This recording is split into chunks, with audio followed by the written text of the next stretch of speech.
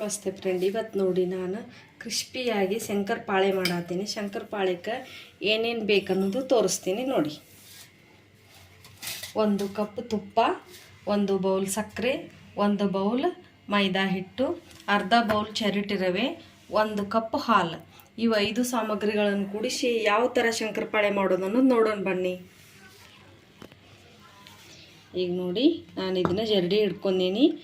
1 bowl ಮೈದಾ ಹಿಟ್ಟು ಹಾಕಕತ್ತೀನಿ. ಗೋಧಿ ಹಿಟ್ಟಿಂದಾರು ಮಾಡ್ಬೋದು, ಮೈದಾ ಹಿಟ್ಟಿಲ್ಲಾರ ಮಾಡ್ಬೋದು. ನಾನು ಮೈದಾ ಹಿಟ್ಟಿಲ್ಲೇ ಮಾಡಾಕತ್ತೀನಿ. ಚರೋಟಿ ರವೆ ಹಾಕ್ತೀನಿ. ಹಾಕಿ ಇದಕ್ಕೆ ತುಪ್ಪ ಹಾಕ್ತೀನಿ.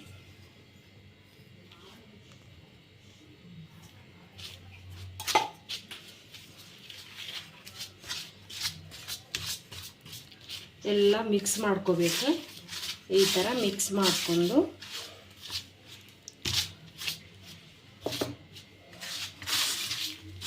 ನೋಡಿ,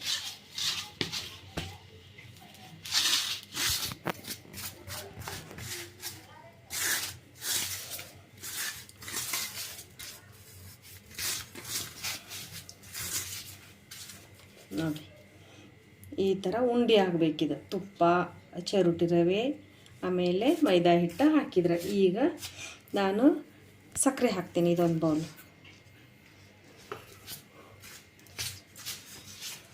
ಈಗ ಇದನ್ನು ಮಿಕ್ಸ್ ಮಾಡ್ತೀನಿ.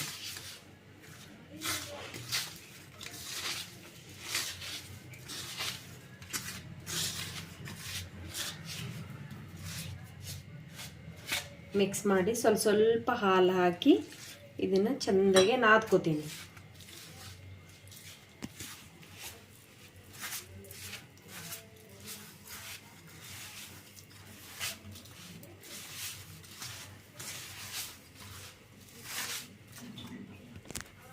ನೋಡಿ ಈ ಥರ ಈ ಹದಕ್ಕೆ ನಾದ್ಕೊಂಡು ಇಟ್ಕೋತೀನಿ.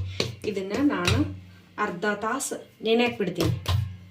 ನೆನೆದ ಮೇಲೆ ಯಾವ ಥರ ಲಟ್ಟಿಸಿ ಶಂಕರಪಾಳೆ ಮಾಡೋದನ್ನು ತೋರಿಸ್ತೀನಿ ನೋಡಿ.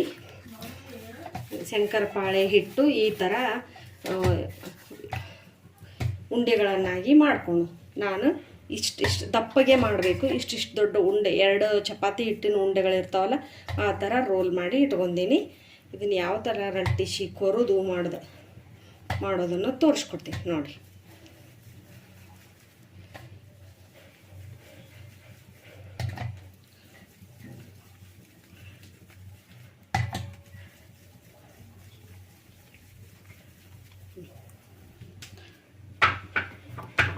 ಇದಕ್ಕೆ ಬೇಕಂದ್ರೆ ಸ್ವಲ್ಪ ತುಪ್ಪ ಸವರ್ಕೊಂಡು ಲಟ್ಟಿಸ್ಕೋಬೇಕು.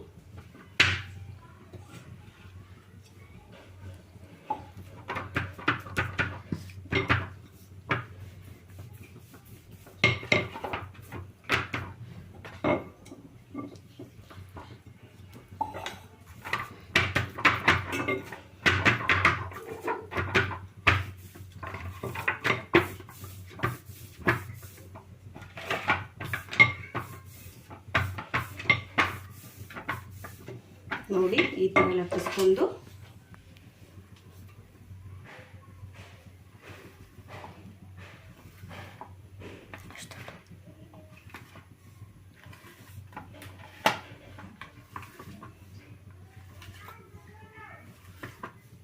ಈ ಥರ ಕರ್ಕೋಬೇಕು.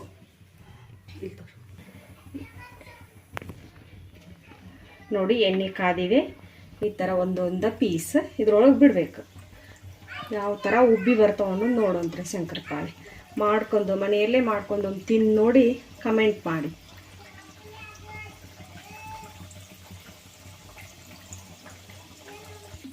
ಯಾವ ಥರ ಉಬ್ಬಿದೆ ಅನ್ನೋದು ನೋಡಿ.